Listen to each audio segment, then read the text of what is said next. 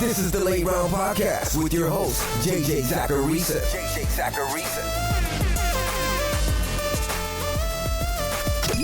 What's up, everyone? It's JJ Zacharisa, the editor-in-chief at FanDuel and at NumberFire.com, and this is episode 253 of the Late Round Podcast, one of the many shows that are part of the NumberFire Podcast Network. Thanks for tuning in. Considering I'm doing a few regression-related podcasts this month, I figured I'd answer this question at the top. It came from @ShiftWorkLife, and it says, probably one that you get often. Why the term positive regression instead of progression? And it's a very logical question, but the reason to use positive regression instead of progression is because positive regression is telling you that a player or a team or anything really is returning to a former state. The term progression tells us that a player is going to perform at a higher level altogether, that he's going to progress and move forward. But that's not what we're talking about here.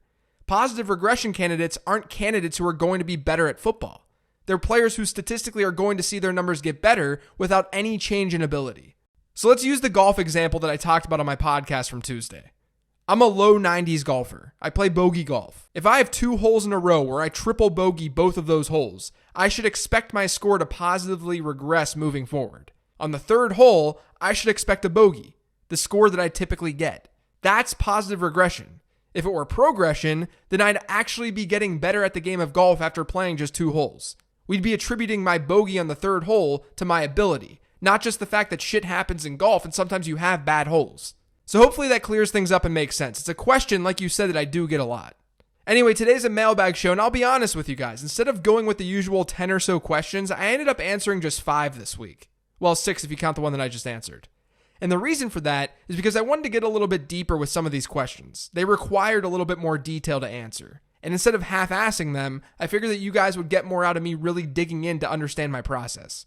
The length of the show is the same as it usually is, so I'm not trying to cheat you guys from hashtag content, I promise you. Before getting into those questions, though, I wanted to let you know that FanDuel is teaming up with Roto-Grinders for the annual MLB Single Entry Series. Over the next 6 weeks, they'll be running single entry contests with $64,000 in total bonus prizes. Each week, a new series begins, and your 4 best lineups from that week will count toward the total. The person with the 4 best lineups in a given week will earn a spot in the single entry series championship for a shot at a $10,000 grand prize. And the top 4 spots each week will all win bonus prizes. To get yourself entered in the single entry series presented by Roto-Grinders, go to FanDuel.com or download the FanDuel app. Eligibility restrictions may apply. This first question is from @Mikey_Henninger.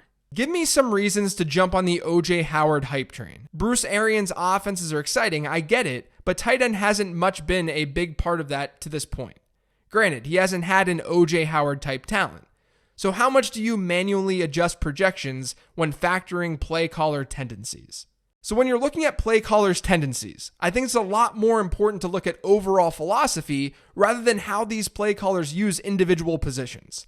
Like Darrell Bevell. We know he wants to be a run-first coordinator. We have evidence that historically, Bevell has had run-heavy offenses.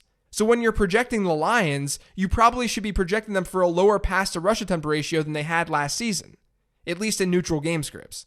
I'm only going to really care about the individual position level with coordinator data when it's glaringly obvious, because so often we create biases when we start associating a coordinator with how he uses a specific position on the field.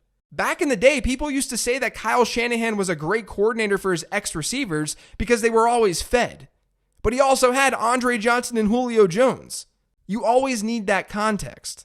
But then noise is also created because sometimes there are trends that we think are trends, but then the coordinator does something completely different because either personnel tells him to or the game itself has just evolved.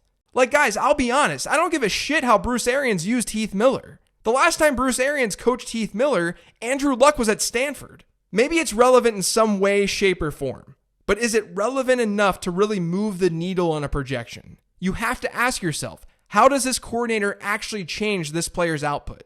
The reason you're drafting O.J. Howard isn't really Bruce Arians based. It is at the highest of levels. What we know about Bruce Arians is that he likes to throw the football down the field, and that's a good thing for pass catchers. But look at the Tampa Bay situation. They'll likely throw a good number of passes. Those passes will have a high average depth of target. And there's no locked-in number 3 pass catcher on that team. That guy is going to be O.J. Howard more than likely. So he has a chance to capture a pretty large target share in an offense that will likely be in the top half of the league in pass attempts this year. I think the bottom line is you're going to be a lot more successful in fantasy football when you begin to simplify things. It's fine to understand that certain trends exist. Sure, if you ignore the who, Bruce Arians' tight ends haven't been great. But it's way more important to only factor in the information that will actually move the needle here. Or information that we know will move the needle. And having a vertical offense without a ton of weapons and one that will probably throw the ball a good bit, to combine that with an up-and-coming tight end who was incredibly good when he was targeted last year, that's got the makings of a player with a big ceiling. This next question is from Twitter, and it says, you've mentioned that you're high on San Francisco's offense this year. Any insight on how to best throw darts? I do think that Dante Pettis and Tevin Coleman are the best bets at their respective positions on that team. Obviously, they're the most expensive, but that's for a reason. Considering how Dante Pettis finished 2018, or he had that stretch in 2018, I'm kind of surprised his average draft position isn't higher. I think the reason he's not going higher is because San Francisco got more players this offseason at the position. But none of them are proven.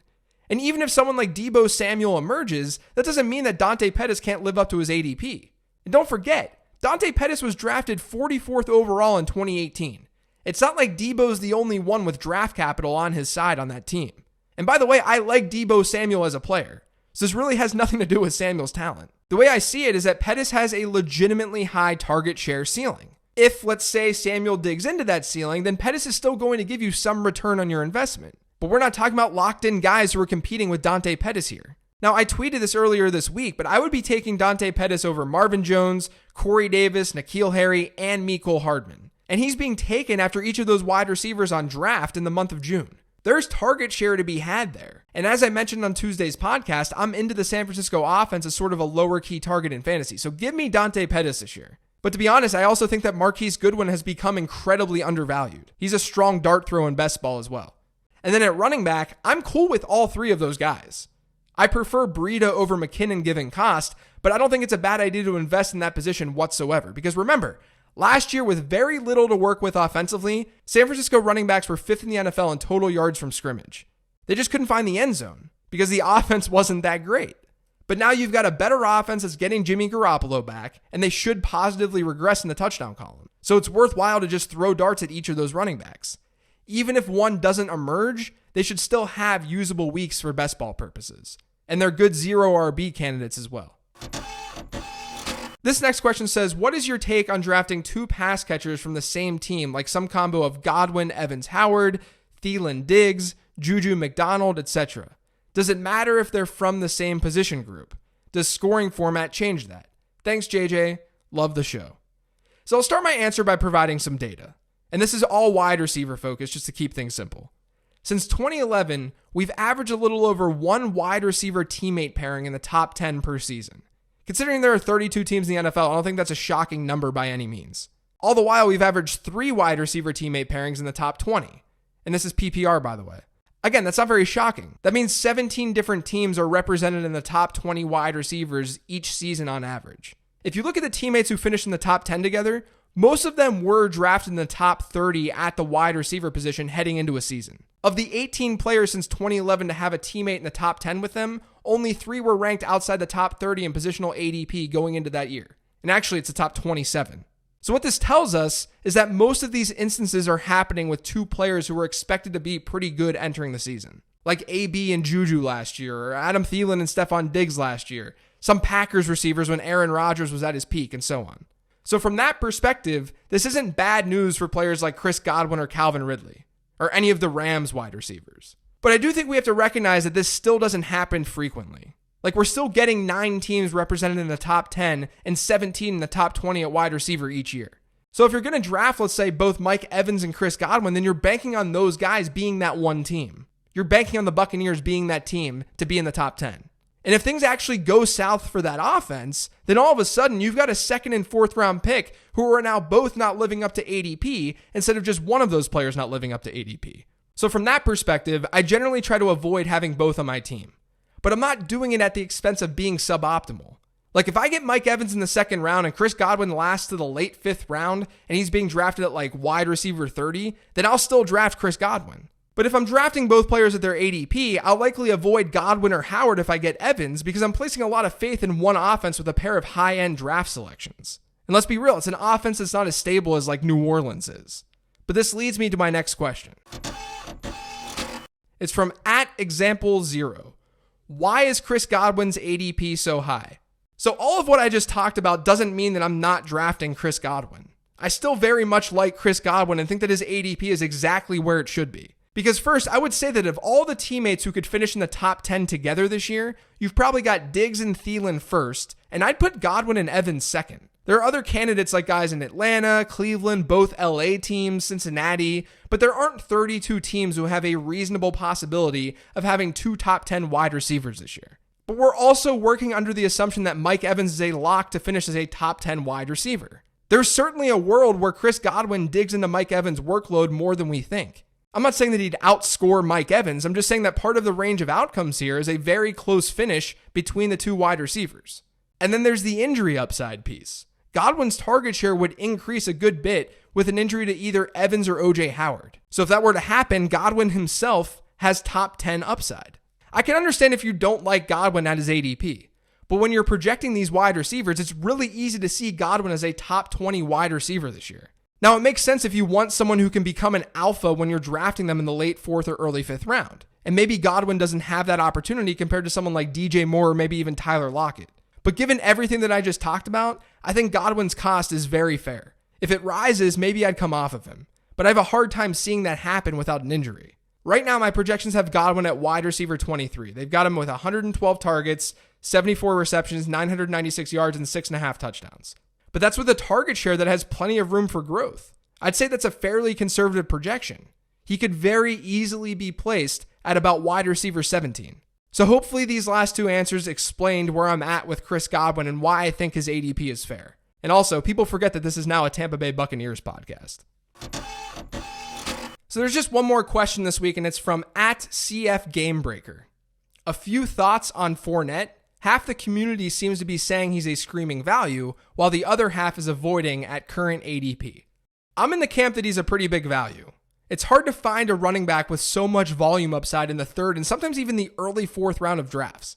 And it's even crazier when you consider running backs are being selected earlier. So Fournette's like a very firm RB2 right now. He's not even a high-end one. There's a great stat from Graham Barfield on Twitter this week, and you guys are familiar with Graham from the show that he did with me last month. But the tweet said, Leonard Fournette trails only Ezekiel Elliott in touches per game over the last 2 years, while only Todd Gurley has seen more carries per game inside the opponent's 5-yard line than Fournette in this span. Maybe you think that Fournette is in store for a LaShawn McCoy type season, or the one that McCoy just had, where he sees a lot of volume, but he's in a crappy situation. Now, I got a lot of things wrong last year. A lot of them. But one thing I didn't get wrong was the LaShawn McCoy fade. His ADP was just entirely too high given his situation, despite his volume projection. And then for McCoy, his situation not only sucked, but his volume was just trash as well. So it was a perfect storm for him being a bust. I don't see that happening with Leonard Fournette. Not only do I like his situation more than I like McCoy's, but Jacksonville is due for some positive regression, as I talked about on Tuesday's episode. And Fournette should be locked into a big role on the ground and through the air in that offense. And that's what matters here most. It's really hard to project Leonard Fournette to not see a big workload given the alternatives in that offense. And that's coming from someone who likes Raquel Armstead. So my projections currently have Fournette as RB13 with 256 rush attempts and 59 targets. And I think that target projection can rise as well. That's going to do it for today's show. Thanks to everyone for listening. If you've yet to subscribe to this Tampa Bay Buccaneers podcast, just kidding, the Late Round podcast, make sure you are by searching for it on iTunes, Google Play, SoundCloud, TuneIn, Stitcher, and Spotify. And feel free to follow me on Twitter @LateRoundQB. Thanks, everyone. Have a great weekend.